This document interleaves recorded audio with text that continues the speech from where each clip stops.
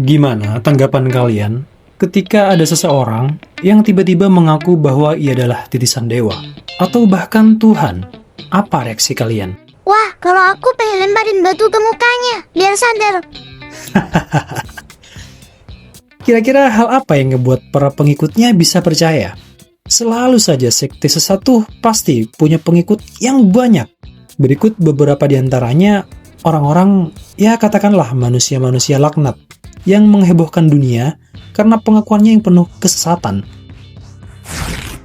Yang pertama, Jim Jones, seorang pendiri sekte People's Temple yang bertempat di United States, Amerika.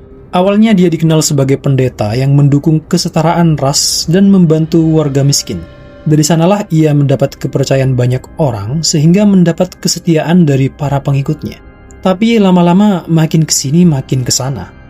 Si Jim Jones ini mulai ngaku-ngaku nabi lah, ngeklaim utusan Tuhan, bahkan berani mengatakan agama tradisional adalah kebohongan dan hanya dirinya yang bisa menyelamatkan pengikutnya. Ia memanipulasi kehidupan pribadi para pengikutnya, mulai dari uang, hubungan keluarga, bahkan pikiran juga dikendalikan. Pokoknya pengikutnya itu dibuat takutlah sama dunia luar. Pada tahun 1977, ia membawa ribuan pengikutnya untuk membentuk komunitas. Nah, saat seorang anggota Kongres dari Amerika Serikat datang menyelidiki, situasinya berubah kacau.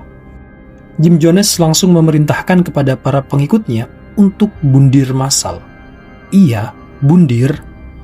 Mereka bersama-sama meminum dan meneguk habis racun sianida. Akibat dari ulahnya ini, lebih dari 900 orang lock out dari dunia, termasuk ratusan anak-anak. Lanjut, yang kedua, Jepang, yang biasanya dikenal Chibi-Chibi Kawaii, ternyata ada yang sesat juga, jir. Namanya Shoko Asahara. Ia mendirikan sekte bernama Aum Shinrikyo di Jepang pada tahun 1980-an. Ia mengaku sebagai reinkarnasi Kristus, anak Tuhan, satu-satunya orang yang tercerahkan, memiliki kekuatan supranatural. Kata gua pet mah. Anehnya, ia tuh sering banget bicara tentang kiamat, yang pada akhirnya terkuaklah bahwa sekte yang satu ini punya laboratorium kimia, lengkap dengan eksperimen senjata biologis, hingga berujung pada peristiwa yang menggemparkan dunia. Pada tahun 1995, mereka melakukan serangan gas sarin di subway Tokyo, yang menyebabkan belasan orang tewas di tempat dan ribuan warga terluka. Lanjut, yang ketiga, David Koresh, seorang pemimpin sekte bernama Branch Davidians yang bertempat di Texas. Klaim kontroversialnya adalah ia mengaku sebagai Mesias akhir zaman, dipilih langsung oleh Tuhan, satu-satunya orang yang memahami Seven Seals di dalam Alkitab. Seven Seals itu apaan, Bang?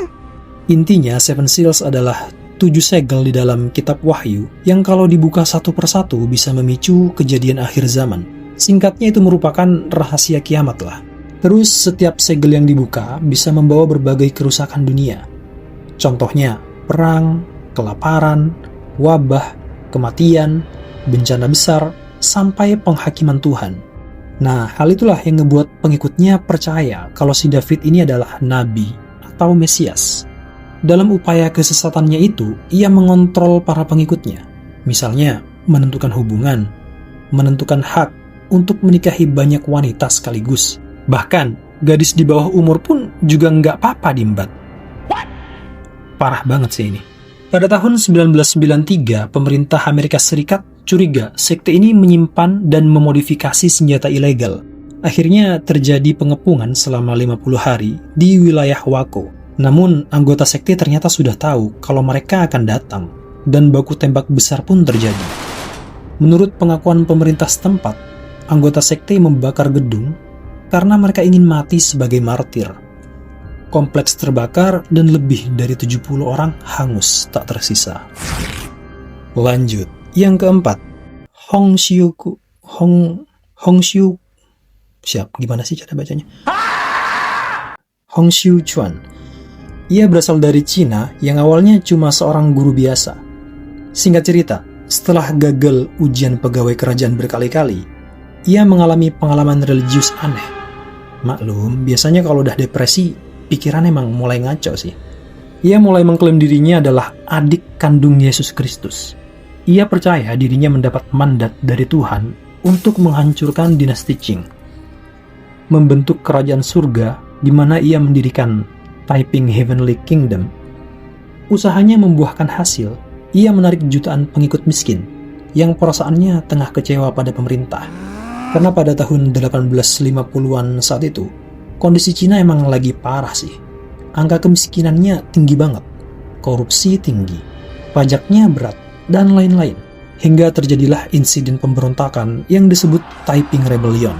Bukan cuma pemberontakan biasa, tapi sebuah pembantaian massal, pembakaran kota, menyebarkan wabah penyakit, dan eksekusi brutal.